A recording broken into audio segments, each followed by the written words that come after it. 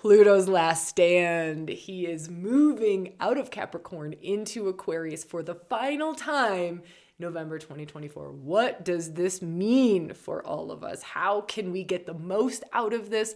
How can we prepare for this Pluto in Aquarius? I want to give you some practices, some ways to look at different things and to really feel into illuminating what this is. I think Pluto's an interesting energy in that he's so unconscious, he's so hidden. And so maybe this conversation, we could shed a little bit of light in some of your unconscious territories, like bring a little illumination to some of the hidden aspects of self that maybe haven't been able to get into yet. So I really very much encourage you to hang tight, stick through to the fullness of the video, to the end of the video. There's a way that things build on things in rewilding. There's a way that we kind of whip up a Shakti storm, I like to call it. But it takes a little bit to get there, right? Because you've just been scrolling through Instagram, or you've just been reading the thing, or having the conversation, or driving the car, or walking the dog. And maybe you're doing all of those things now. But it's still just going to take a minute to shift gears and rewire us into some of the magic. And that's where I want to take us, is into some of the mystical magic of Pluto, like the mysticism. I want to kind of blow our minds and open us up to, which I think is part of what's going on with Pluto shifting, by the way, is blowing our minds, is blowing our circuitry.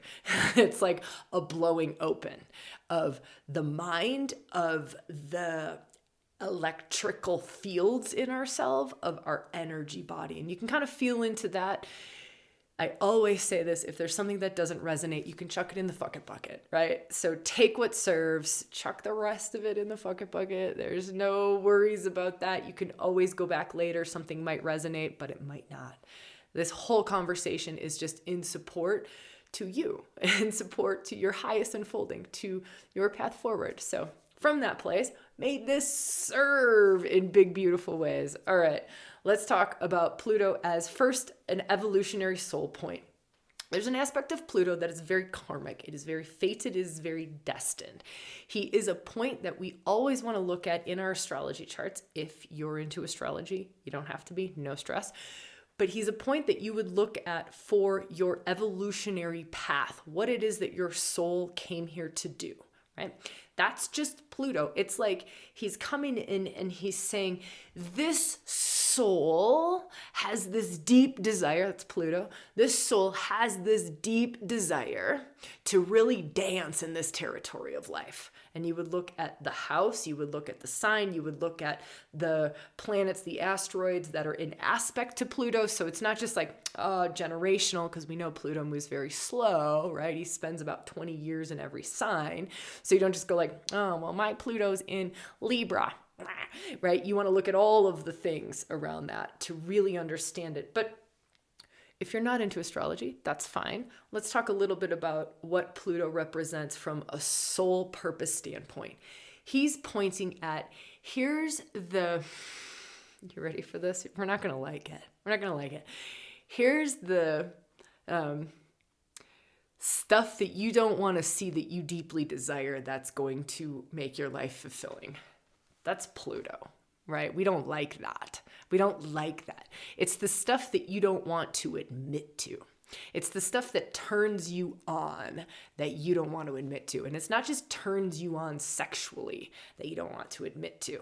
It's what is it that turns you on that seems taboo, that seems like you should not admit to it, that you don't want to tell anybody about, you don't want to confess. That's Pluto. But part of his evolutionary soul journey, right, is really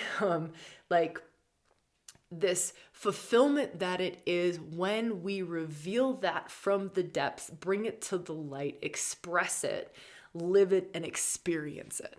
There's this joy that comes. There's this aliveness that comes. There's this power that comes. Pluto's a power point. We'll talk about that as kind of the next point, this empowerment power point that he is. But so from this evolutionary standpoint, he's like, look, part of your soul's evolution, you're going to be required to dig deeper. You're going to be required to own the parts of you that you're ashamed of, embarrassed of, scared of, have a lot of fear around, want to deny, you don't want to admit to. But that's going to be part of what makes your life so incredibly fulfilling, is when you have the courage to let these deep desires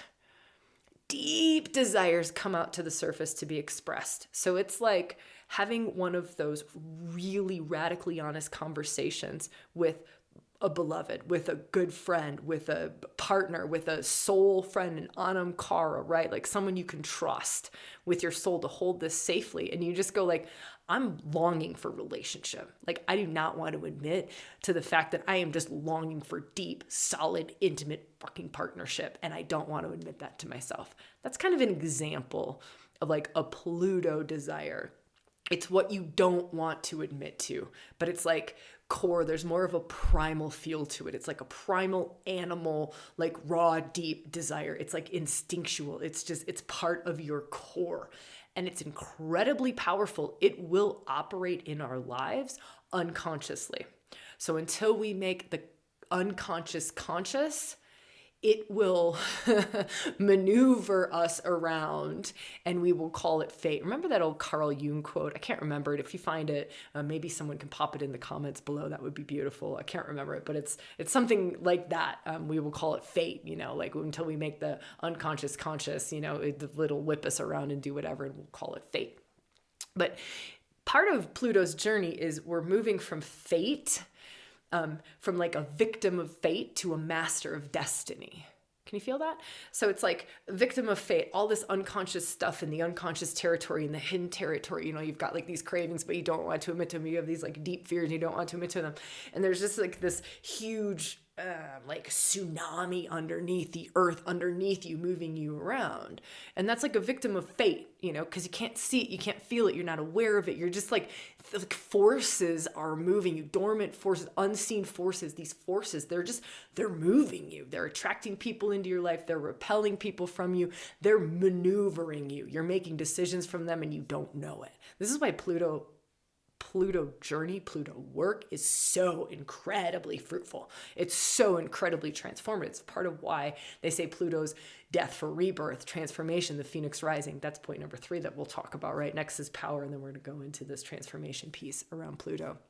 Okay, but let's keep on this soul journey, this victim of fate into master of destiny. And that's part of what Pluto's asking us to do, is really to become more and more conscious, more and more conscious, more and more conscious, more and more aware, more and more aware, more and more aware, so that we start to operate from a place of, I can see the unseen. And that's really what Pluto gifts us with, is now I have this enormous amount of power. Point number 3, remember that's what he brings us, power. I have this enormous amount of power because I am seeing the unseen forces. I'm owning my deepest, darkest is just taboo. It's just the ones that we don't want to admit to. I'm owning my deepest, darkest, most taboo things. They're not whipping me around. They're not repelling things or attracting things that I don't consciously want, right? We get to make conscious choice around it. It's an incredibly empowering soul journey, soul sojourn. That's Pluto. And so some of us are doing that very consciously. Some of us are doing that very unconsciously. Some of us are actively avoiding doing that, but it's going to be happening no matter what. So now what does this mean if we were to just take this first point and go from a soul evolutionary point? And we're going to say going from Capricorn into Aquarius, soul evolutionary standpoint. Now it's like you're still on the same soul path. You're still going from victim of fate to master of destiny, right? You're still like reclaiming more and more of your unconscious desires. You're making more and more of them conscious, right? To embody them and express them out into the world to create the life that you deeply crave, the one that's going to make you happy. I mean, really, truly, like a Pluto journey is about finding joy. It's about making you happy. It's about finding purpose, feeling fulfilling, all the things that we want in life. Pluto points to it. It's great. So now he's moving signs. What does this mean? Well, one, it's a bit disruptive, just him moving signs. And he's been doing this for a while because he's been doing a dance back and forth with his retrogrades and moving direct back and forth between Capricorn and Aquarius, Capricorn and Aquarius, Capricorn and Aquarius. So it's a bit disruptive. So just know that this like soul sojourn forward is a bit disruptive. And it's almost like the color of it. It's being colored. When he's moving signs, it's being colored differently. So it's like the Lord of the Underworld, Pluto, he's got this like soul sojourn, he's trying to like help you, become more conscious of your deepest truth, the darkest stuff that you don't want to admit to. And it's like he had a lot of power to help you see that in things that were flavored with Capricorn energy. Things that were flavored with Capricorn energy are structures, they're foundations. Let's just say it like it is, the old boys club. Patriarchy, we could say. I'm giving you a lot of different things. Again, if I rub you wrong, that's okay. Just throw those words in the bucket, remember? But let's give you some more words around Capricorn. It's hard work. It's hard work. It's one foot in front of the other, walking up the mountain, right? It's the sea goat moving up that fucking mountain, one thing at a time. Capricorn is also very karmic. There's a very karmic energy to Capricorn. Now, let's just talk about this last little bit where Pluto is just about to make his way into Aquarius, just about to. That 29th degree, that's the last degree. This is the last stand. He's on the karmic degree. It's an anorectic degree. It's very, very karmic. It's like he was loud before, right? He was loud before, dancing back and forth. Now this is his final swipe. Now it's just like he's bringing out the big guns. He's bringing out the big guns, and he's kind of like, here's what I haven't been able to deliver to you from a Capricorn standpoint. Here's what I haven't been able to bring into your consciousness from a Capricorn standpoint yet. This is my last swipe at it. Now, a Capricorn standpoint is going to be in a very masculine way. It's going to be in a very solo way. It's going to be in a very hardworking way. It's going to be in a very... You can kind of think of Saturn, like Saturn is the ruler of Capricorn. It's a very earthy way. You want to think foundations, you want to think structures, those sorts of things. And so he's kind of saying like, all right, it's also cold. There's also a very cold, rigidity to Capricorn when Pluto's hanging out in there. So it's like cold, it's impersonal, it's rigid, right? You can kind of feel some of that sort of energy. And this is not at all linked to Capricorn. So I can feel some of you getting a little offended. I love Capricorns, right? I love that energy. Like this is not about that. This is trying to give us some insights and some feels onto how this is showing up in our lives. Okay, so that's Pluto moving out of that into more cold energy. More impersonal energy. Isn't this, it's so interesting to me, right? That this soul deliverer, like soul, like your deepest desires, let's make you more conscious. That's why it's partially evolutionary. It's also a spiritual point because he's literally making you more conscious. He's making you more conscious. So also, he's moving into Aquarius, and when he's moving into Aquarius, this is another, it's like a bird's eye view kind of a sign. So where Capricorn was hard work, one foot in front of the other, now it's like bird's eye view, almost disconnected, we can say. That's the coldness of Aquarius. The coldness of Capricorn was just like, it's more like so focused on getting up the mountain. That's kind of the coldness of Capricorn. It's a different sort of a coldness. So now it's moving into Aquarius, and now the coldness is a detached coldness. So it's just interesting. You can just feel like how this is for you. Like Pluto, kind of his, in like this soul guide, this evolutionary guide, this let me make the unconscious conscious for you, is moving from an earthy energy.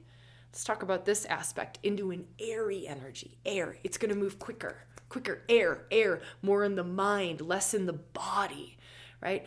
Less foundation. So Aquarius there are no foundations. There are no fucking limits. There's no boxes. Like Aquarius just blows up the box. It's like the antidote to Capricorn. That's kind of how the signs go. It's like the antidote to Capricorn. Well, the antidote to like being so rigid, so earthy, so grounded, so hardworking is just like, poof, blow up the box, right? I have no boundaries. I have no limits.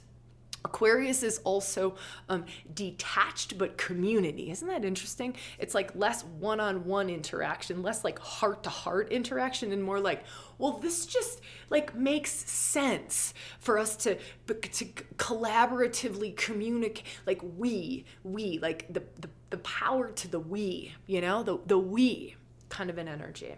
Okay, so soul evolutionary standpoint. Let's see if there's anything else to come through around this. Like as this making the unconscious conscious, you're becoming a master of your destiny. Master of destiny in Aquarius. Master of destiny in Aquarius would be things like we're going to be forced to look at, let's just say, unconscious patterns, because that's part of this, making the unconscious conscious. Unconscious patterns around sharing. Unconscious patterns around co-creating. Unconscious patterns around collaborating. Again, this is all evolutionary standpoint. It's just now that part of his flavoring and his gifting is in this way. Unconscious, I'm going to say unconscious patterns around money, how we share money, how you share money. Of course, Pluto is just linked to money. It's linked to power, and we'll get there in a second. So let's just feel into a little bit more Pluto in Aquarius around a soul evolutionary standpoint. It's almost like part of the gifting in this is that we'll be able to take a bird's eye view now. Instead of being in it and like one foot in front of the other all the time, it's more of a bird's eye view. We're going to be able to move a little bit quicker, maybe see it, maybe be like standing on the mountain instead of the one climbing the mountain as Pluto.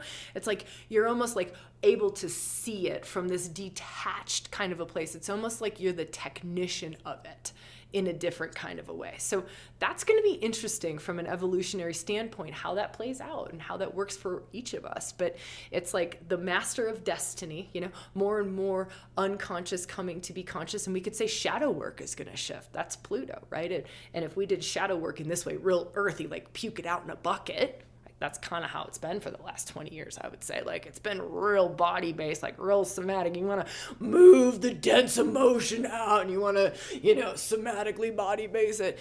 It'll be interesting to see what shadow work does, right? Because shadow work is part of this evolutionary development, and it's Pluto, right? And so how is shadow work going to look? It'll probably be less body-based. It'll probably be more like electricity, more mind-based, more...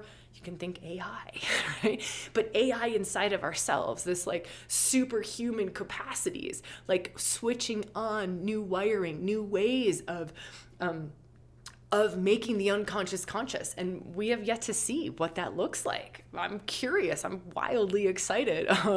Yes.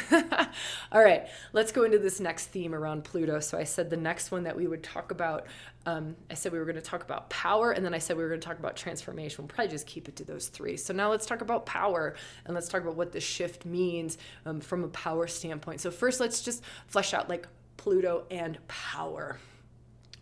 Part of the thing is that Pluto holds so much power and points to so much power because that which we consciously avoid or we unconsciously avoid, that which like sits and festers in the underground often gets more power to it. Like we end up giving it more power. We give it more power.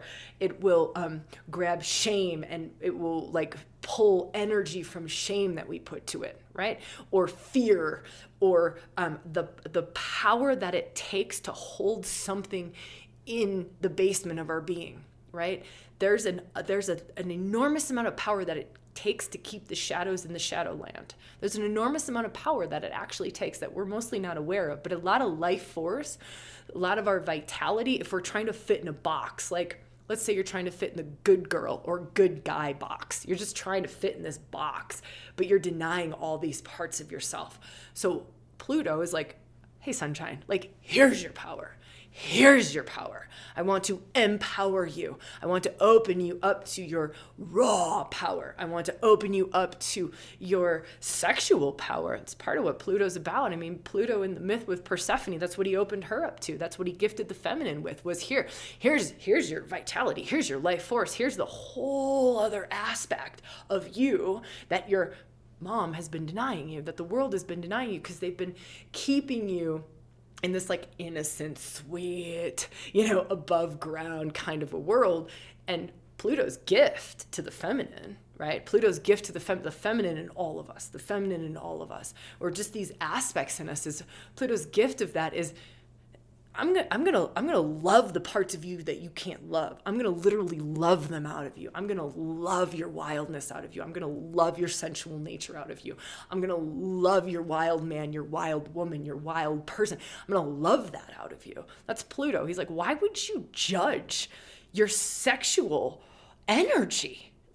That's Pluto. He's like, why would you judge that you're desiring to have a family? Why would you judge that you're desiring to live alone in the woods by yourself? Why would you judge that? That's just what's true, right? So that's an aspect of Pluto. He can love dark gods and dark goddesses. Pluto's a dark god. He can love the unlovable, the parts that you can't love. Like, have you ever seen a person or met a person or been with a person who they stare at that one part of you? This is a masculine gift. It's Pluto. One of Pluto's gift is they can penetrate into a part of you that you don't even know about yourself. That's Pluto. Like, they just literally look at a part of you and they're like, I see how great of a mom you would be. Like, I've had people do that to me. I'm giving you like a real life example. It was totally true. It's totally true, right? But it was a part I couldn't see in myself at that point, right? Or like sexually, right? There have been people who've gifted me in glorious ways of like, oh, I see this part of you. I see this part of you that you don't even see yet. And I'm going to point to it. I'm going to bring my consciousness to it, right? So I'm going to illuminate that for you. It's Pluto. I'm going to bring that into consciousness. I'm going to make you aware of something in yourself that you're not aware of yet. That's Pluto, and that's part of his empowerment. I'm going to make you aware of something in yourself that you're not aware of. Okay, so let's talk about this. I'm going to make you aware of something that you're not aware of, and the shift of Pluto moving out of Capricorn into Aquarius. I'm going to make you aware, this is him in Aquarius now, I'm going to make you aware of superpowers that you don't know you have. I'm going to make you aware of new age technology, sacred technologies in your body, in your mind, in your nervous system that you don't even know you have. I am going to switch all of that on for you. It's literally like you're becoming superhuman, but you want to think about it in superhuman ways. I'm going to switch that on. I'm going to show you where that is. I'm going to make that conscious in you. Right? It's literally like superhuman powers coming online. That's part of what he's going to do. Actively working with him is going to turn that on more and quicker and faster for us, right? But it's the evolution. It's human evolution. We're evolving. Our consciousness is evolving. Our minds are evolving. We all know that. Our nervous systems are evolving. I mean, Jesus, the kids today, they're so different. Right? They're so different than my age, right? I'm 45. They're so different, so different, so different. So there's an evolution happening. It's an evolution happening. And he's going to ask for more of that. He's going to switch on things we didn't know we had. He's going to be staring at that in Aquarian ways. All right. I think that's enough around that. You can kind of like meditate on that or journal on that or reflect on that. It's pretty powerful and pretty potent. And again, we'll see, we'll see what switches on. We'll see what shifts, what changes, how that unfolds. All right. So this final piece of this transformation in Pluto. Pluto holds this really beautiful death for rebirth capacity. It's literally, I sometimes like to think of him as the Ouroboros, right? Like that snake eating its own tail, because it's just this rejuvenation. It's this regeneration. It's constant renewal, constant renewal, constant renewal, constant renewal. You can also think of it as the phoenix going to the ashes and then the phoenix rising, constant renewal, constant renewal, constant renewal. It just dies and then it rises, it dies and it rises. And so that's a bit of Pluto. So Pluto as an incredibly transformative energy. But Pluto, when he transforms, he doesn't transform on a surface level. It's not the conscious, right? He transforms in deep, deep, deep, deep levels, right? So it's oftentimes transformation that we can barely get our minds to. We can barely cognize it, barely comprehend it, because the mind can't go there. It's too deep. It's unconscious. Like, it's not conscious, so the mind can't go there. That's why we have such a hard time working with Pluto, because we typically need altered states of consciousness. We typically need other doorways in versus talk fucking therapy. I love talk therapy. I think it's fucking great, but there are parts of ourselves we will never reach because the mind is not built to go there, right? Maybe when the mind's in Aquarius, Pluto's in Aquarius, maybe it'll turn more of that on for us. But right now, we are where we are. Okay, so let's talk a little bit about this transformation. Pluto's kind of going to ask, how quickly can you transform and evolve when he moves into Aquarius? Because he's fine with it being slow. He's fine, slow and steady, turtle pace when he's in Capricorn, right? I'm cool. Your transformation, your change, your pace, Okay, it's fine. One foot in front of the other. Okay. He's going to ask for that to be much quicker. So the amount of times you're going to shed a snake skin, you're going to shed your old skin and grow a new skin is going to increase exponentially.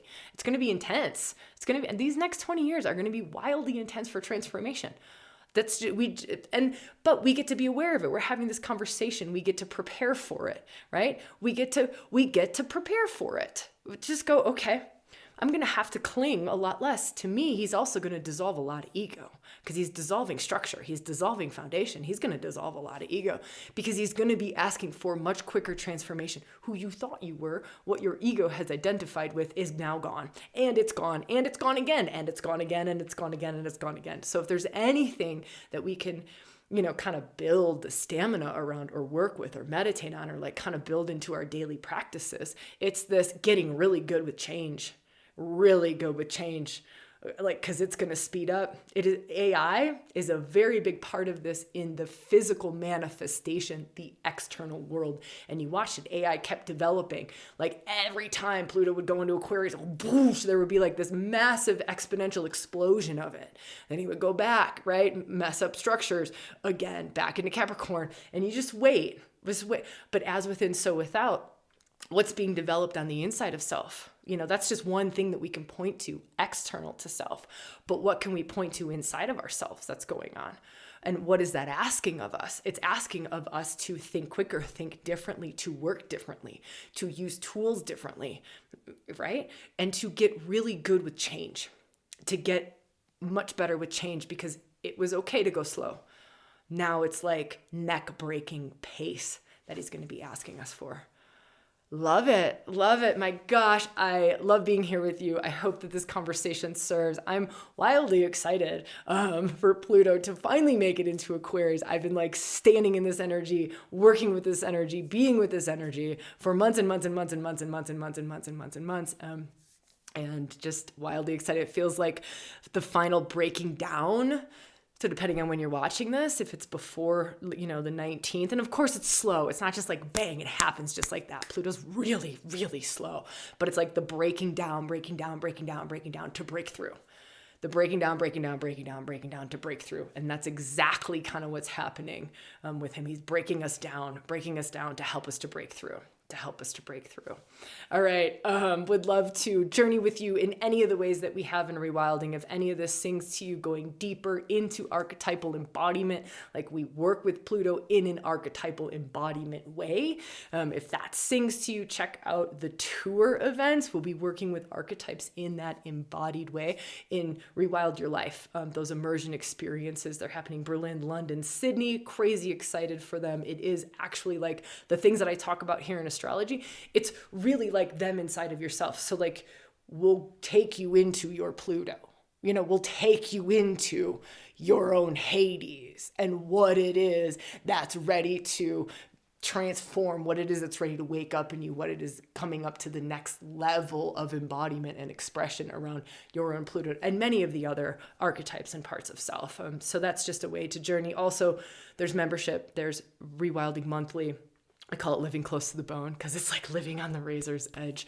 That's another way to journey. We do a lot of, it's soul work. Let's just say it like it is. We call it living close to the bone because it's like the razor's edge of your soul path. So if you want to talk about becoming a master of destiny, that's really what it is that we're working on, is really that true north path with many of the archetypal energies, lots of shadow work, lots of embodiment, lots of awakening, lots of, I like to say, we just whip up a Shakti storm and things that happen in a container with a lot of grace, a lot of Shakti, life force energy, that kind of divine feminine aliveness energy. The things that can happen in that kind of a container are just things that don't happen out in everyday life. So if that sings to you, that's another way to journey deeper. I would love to be in any of them or all of them with you. There's also a California priestess training retreat that's happening in March, I think, of 2025. That's our only priestess training for the year. It's the only retreat that we're working on the Dragon Ley line also in California in 2025. So just a couple of different options for you to feel into if you're like, wow, there's something here. There's something. I feel a like I want to go deeper. I want to go deeper into these mysteries in myself. I want to journey further into these archetypes and these rewilding modalities that you're talking about, Sabrina. All right. Huge love to you. It's an absolute honor to be here with you. Love seeing you all in the comments. Love being here with you. I wouldn't be here without you all. So just massive gratitude.